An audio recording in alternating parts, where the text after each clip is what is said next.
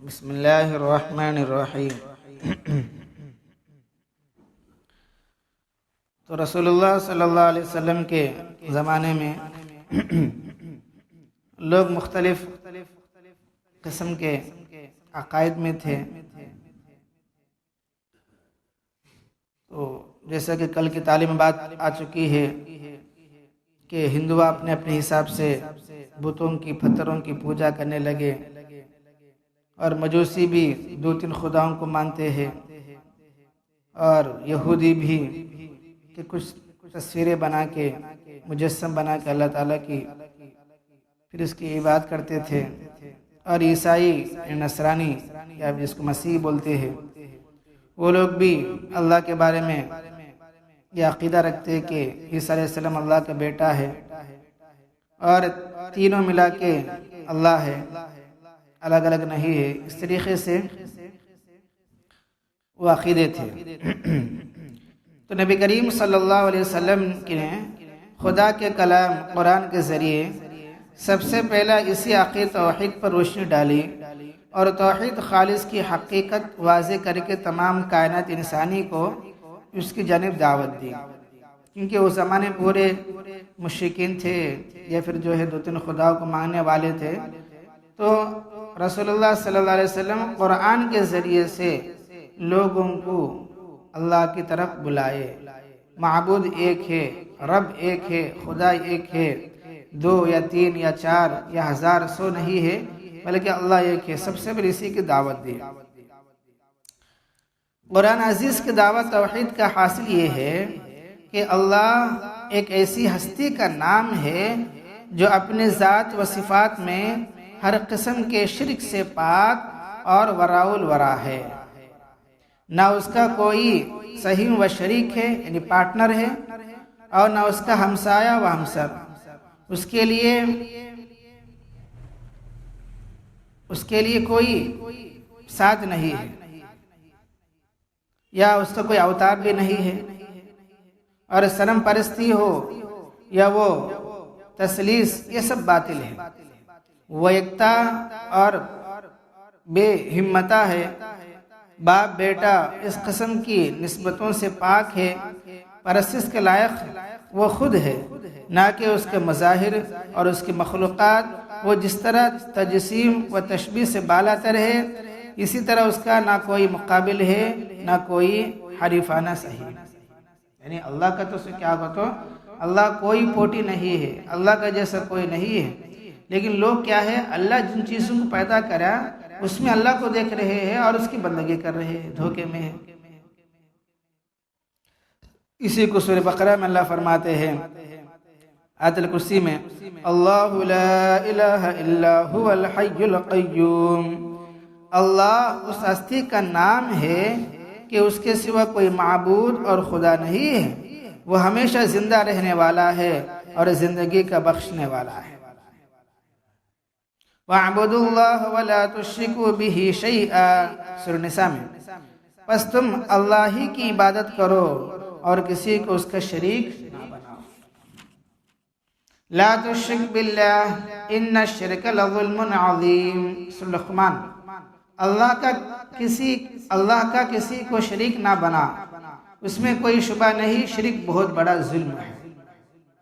اور سورہ بقرہ میں وَإِلَٰهُكُمْ إِلَٰهٌ وَاحِدٌ، اور خدا تمہارا ایک ہی خدا ہے۔ یہ اسی مضمون کی بے شمار آیت ہے جو قرآن عزیز میں توحید خالص کی داعی اور مناد ہے۔ لیکن سورہ اخلاص یا سورہ توحید میں جس معجزانہ اختصار کے ساتھ توحید سے متعلق موجود مذاہب کے ناقص اور غلط تصورات کو باطل کرتے ہوئے توحید خالص کی تعلیم دی، وہ خود اپنی نظیر ہے۔ دیکھو سورہ اخلاص میں کیا ہے، قُلْ هُوَ اللَّهُ أَحَدٌ اللَّهُ الصَّمَدُ لم یلد ولم یولد ولم یکن لہ کفوا احد۔ اس کا معنی کیا ہے، اے محمد کہہ دیجئے صلی اللہ علیہ وسلم، اللہ ایکتا ذات ہے، اللہ ایک ہے، اللہ بے نیاز ہے، نہ وہ کسی کا باپ ہے اور نہ کسی کا بیٹا، اور نہ اس کا کوئی ہمسر اور صحیح و شریک ہے، اس کا کوئی بھی نہیں ہے۔ ایک مرتبہ توحید سے متعلق مذاہب عالم کی تعلیم پر اور نظر کیجئے۔ اور پھر ان چند مختصر آیت کو غور و فکر کے ساتھ ملاحظہ فرمائے تو آپ خود اندازہ کر سکتے ہیں پہلی دو آیت میں تو توحید خالص کا صحیح اور حق تصور پیش کر دیا گیا ہے۔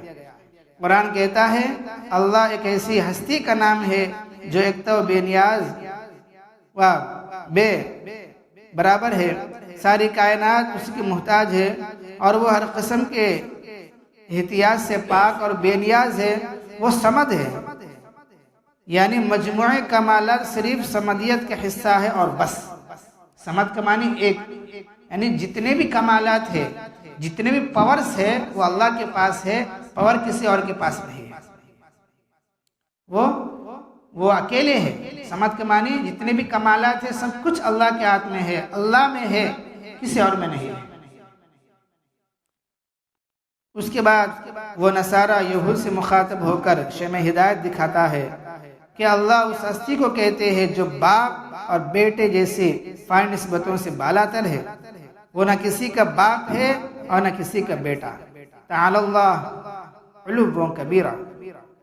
اب جو ہے یہودی عزیر علیہ السلام کو اللہ کا بیٹا مانتے ہیں، عزیر ایک پیغمبر ہے یہودیوں کا، تو انہوں اپنے یاد سے اپنے ذہن سے لوگوں کو توریت بتائے، توریت لکھائے، جس کی وجہ سے یہودیوں میں سے فرقہ عزیر علیہ السلام کو اللہ کا بیٹا مانتے ہیں، اور نصارہ ہے، عیسائی ہے یا مسیحی ہے، یہ سب کے سب اپنے جو پیغمبر ہے عیسیٰ علیہ السلام کو ان کو اللہ کا بیٹا بنا دیا، اللہ کا بیٹا بنا دیے، وہ ایک اللہ باپ ہوئے یہ بیٹے ہوئے۔ لیکن اللہ کیا فرماتے ہیں کہ اس کا کوئی باپ ہے نہ وہ کسی کا بیٹا ہے، اس کا بیوی نہیں ہے، اس کا کوئی بیوی نہیں ہے، پارٹنر نہیں ہے۔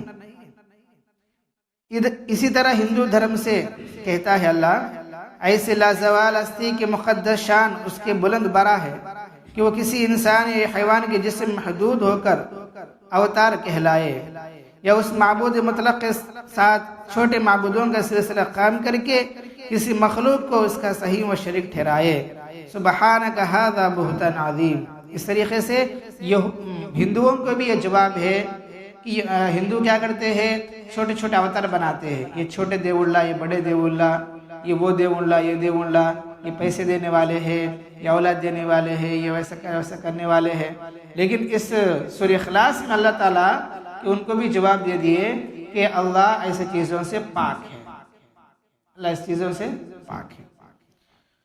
اور اسی طریقے سے وہ مجوس اور ویک دھرم کے ان پجاریوں کو مخاطب کرتا ہے جو اس کو یزدا کہہ کر ارحمن کو اس کا مقابل حریف تسلیم کرتے ہیں، یا روح، جیو اور مادہ پرکتی کو خدا کے ساتھ ازلی و ابدی، قدیم و غیر مخلوق کہہ کر ان چیزوں کو خدا کا کفو اور خدا کا برابر بتلاتے ہیں، اور کہتے ہیں وَلَمْ يَكُنْ لَهُ كُفُوًا أَحَدٌ۔ خدا اس ہستی کا نام ہے جس کا نہ کوئی ہمسر اور حریف ہے، نہ اس کے کوئی اوتار ہے، نہ قدیم اور غیر مخلوق ہے۔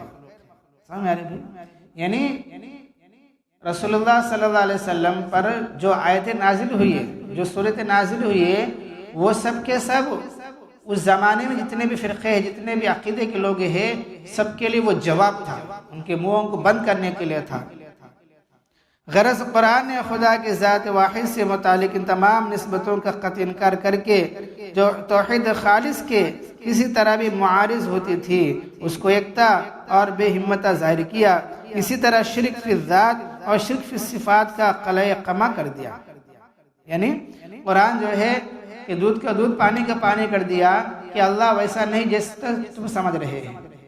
ایک تو تمہارا گمان ہے، تمہارا خیال ہے، تمہارا نمکم ہے، ایک کیا ہے، سچ ہے۔ ایک کیا ہے، سچ ہے۔ تم لوگ کیا سمجھتے ہیں کہ اللہ اس میں بھی ہے، اس میں بھی ہے، اس میں بھی ہے، وہاں جانے سے بھی کام بنے گا، یہاں جانے سے بھی کام بنے گا، یہ تمہارا گمان ہے، تمہارا نمکم ہے۔ تو نمکم الگ ہوتا ہے اور سچ، حق الگ ہوتا ہے، سچ الگ ہوتا ہے۔ تو قرآن کے ذریعے سے رسول اللہ صلی اللہ علیہ وسلم لوگوں کو سچی باتیں، حق باتیں بتاتے رہے، سچ باتیں، حق باتیں بتاتے رہے، اور ہلکا ہلکا اپنا محنت شروع کرتے رہے۔ سب سے پہلے لوگوں کو ایمان کی دعوت دیے، توحید کی دعوت دیے۔ کئی کو تو اس زمانے میں سب کے سب شرک کر رہے تھے، اللہ کے ساتھ یا پھر اللہ کو چھوڑ کر کہ دوسری مخلوقات کی بندگی کر رہے تھے، عبادت کر رہے تھے، ان سے مانگ رہے تھے، تو سب سے پہلے لوگوں کو کس کی دعوت دی؟ توحید کی دعوت دی۔ تو آج مسلمانوں کے اندر بتوں کی پوجا تو زیادہ نہیں ہے، لیکن سب سے بڑا بت کیا ہے آج ہمارے دلوں میں؟ مال، روپیہ، روپیوں سے ہوتا ہے، مال سے ہوتا ہے، یہ سب سے بڑا بت ہے ہمارے دلوں میں ہے۔ لہذا اس دعوت کے مبارک مہینے سے ہم اس کو بھی اپنے دلوں سے نکالنا ہے۔ مال سے بھی کچھ نہیں ہوتا، حکومت سے بھی کچھ نہیں ہوتا، اکثریت سے بھی کچھ نہیں ہوتا، ایک اللہ سے ہوتا ہے، ایک اللہ سے ہوتا ہے۔ ایک اللہ ہی پر بھروسہ کرنے سے ہمارا کام بنیں گے، ایسا عقیدہ ہمارا بن جائے، ایسے ایمان ہمارا بن جائے، اس کا سے محنت کی ضرورت پڑتی ہے۔ اللہ کے راستے میں نکلنا ہوتا ہے، گشت ملاقات میں جانا پڑتا ہے، مشورے میں بیٹھنا پڑتا ہے، پھر جماعت آئی تو نصرت کرنا پڑتا ہے، اور راتوں کو تہجد میں رونا پڑتا ہے۔ رونے سے دل کی گندگی صاف ہوتی ہے، دل پاک اور صاف ہوتا ہے۔ جو آدمی نہیں روتا اس کا دل پتھر بنے گا اور زنگ آلود ہو جاتا ہے، اور اچھی بات اس کے دل پر اثر نہیں کرتا ہے۔ دیکھو اگر بارش پڑے تو پتھر پر کوئی اثر نہیں ہوتا، نرم زمین میں بارش پڑے تو کہ اس کے اندر زندگی پیدا ہوتی ہے، کوئی بیج ڈال دیے تو زندگی پیدا ہوتی ہے، اس کو زندہ کرتا ہے۔ ویسے کیا ہوتا ہے جب آدمی تہجد میں روتا ہے تو روتے روتے اس کا دل پاک اور صاف ہو جاتا ہے، دل کی گندگی دور ہو جاتی ہے، اور دل میں اللہ آ جاتے ہیں، اس کا ایمان بڑھتا ہے۔ تو انشاءاللہ صبح کی تعلیم میں اور بھی کچھ باتیں آئیں گے، اور رسالت کیا ہے اس تعلق سے بات آئیں گی۔ اللہ تعالیٰ سے دعا اللہ پاک ہم سب کو توحید کامل نصیب فرمائے۔ الحمدللہ رب العالمین، اللہم انت السلام ومنک السلام، تبارکت یا ذا الجلال والاکرام۔